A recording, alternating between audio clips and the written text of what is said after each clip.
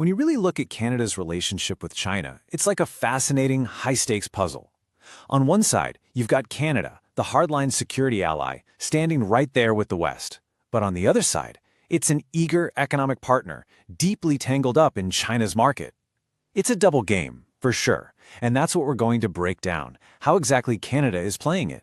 Just look, on the left you've got the security dossier, Canada, a core member of the Five Eyes intelligence alliance, banning Huawei and sounding the alarm about election interference. But then you glance over to the right at the economic ledger, and we're talking about $118 billion in trade, with big goals to grow that even more, and suddenly calling China a strategic partner. How can a country be a loyal security ally and a pragmatic economic trader with the same global power, often at the exact same time? That is the central puzzle we're going to unpack here. Okay, so let's start with Act 1, Canada, the loyal ally. This role, it's fundamentally shaped by its deepest security commitment. And that commitment, it all comes down to the Five Eyes. You have to understand, this isn't just some dusty old treaty. It's one of the world's most tight-knit intelligence-sharing networks. Being in this club, it kind of forces your hand, you know? It pushes Canada to align with its partners on major security threats. And more, that threat has been identified as China. Now, what's really important about this quote is who's saying it. This isn't a politician trying to score points.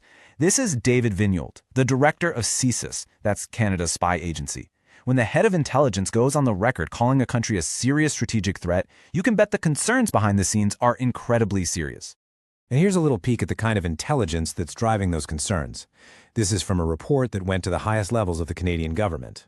These documents spell out these persistent, sophisticated interference operations, everything from targeting politicians during elections to influencing diaspora communities. This isn't a theory, it's documented fact. And this isn't just talk, not by a long shot. Canada has taken some concrete, pretty hardline actions. After dragging its feet for years, it finally banned Huawei in 2022, a huge move to get in line with its Five Eyes partners. It forced Chinese companies out of the critical minerals sector and even launched a public inquiry into foreign interference. These are the moves of a country that's taking this security threat very, very seriously. But then we have to completely pivot.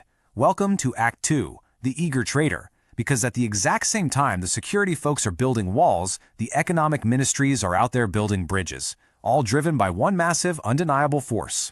Money. $118 billion in two-way trade, a number that has just kept on growing for more than a decade. This figure, right here, it explains the other half of this whole paradox. It represents jobs, it represents resource development, and it represents economic growth that no Canadian government, frankly, can just walk away from. So what are we actually selling? Well, fundamentally, Canada is a resource supplier for China's gigantic industrial economy. We're talking billions in energy, minerals, and farm products. For provinces like Alberta and British Columbia, China isn't some abstract strategic threat. It's their #1 customer. But this chart, this reveals a really crucial imbalance. Yeah, our exports are significant, but they are absolutely dwarfed by what we import from China. Canada runs a massive trade deficit. What that means is our reliance on Chinese consumer goods, electronics, and machinery is way deeper than their reliance on our resources. That creates a kind of structural dependence. So what happens when these two opposing forces, the loyal ally and the eager trader, smash right into each other? Well, that brings us to Act 3, the breaking point. This was a crisis that just laid bare the profound risks of playing this double game. Man, this timeline just lays it all out. In December 2018, Canada acts as a loyal ally to the U.S. and arrests a top Chinese executive. Just 9 days later, China retaliates, detaining 2 Canadians, Michael Kovrig and Michael Spavor. Soon after that, they weaponized trade, banning billions of dollars in Canadian canola.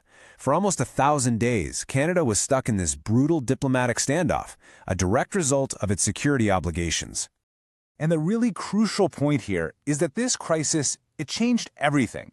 It wasn't just some dispute between governments, it fundamentally changed how the Canadian public saw China.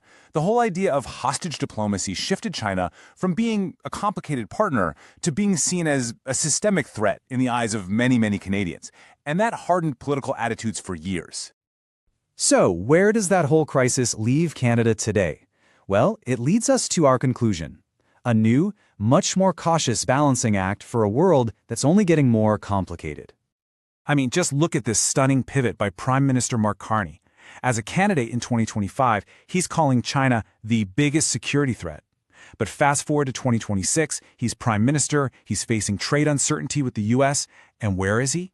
He's in Beijing, announcing a strategic partnership. This is the double game in its absolute purest form. And here, you get Carney himself defining his own approach. This whole philosophy of functional realism is summed up perfectly right here. We take the world as it is, not as we wish it to be. It's a pragmatic, some people would even say cynical, admission that, hey, despite all the security risks, the economic realities of a changing world make China just impossible to ignore. Now, what's really interesting is to compare Canada's path with another Five Eyes partner, Australia. While Canada was delaying its Huawei ban and is still figuring out a foreign influence registry, Australia made a much harder, faster pivot years earlier. It just goes to show you that even among close allies, there are different ways to handle the China dilemma, and Canada seems to consistently choose the more cautious, economically hedged path. So looking ahead, this double game could break into one of three pretty different futures. Will Canada choose Fortress North America and fully align with the US, even if it costs them in trade? Will it continue this pragmatic diversification we see today, constantly walking that tightrope? Or could it face a decoupling by attrition, where constant fights and friction just slowly grind the relationship down, maybe leaving Canada out in the cold? And that, right there, is the question that's going to define Canadian foreign policy for the next decade. Caught between its indispensable security ally and an unavoidable economic superpower, the path Canada chooses will have massive consequences for its security, its prosperity, and really its place in the world.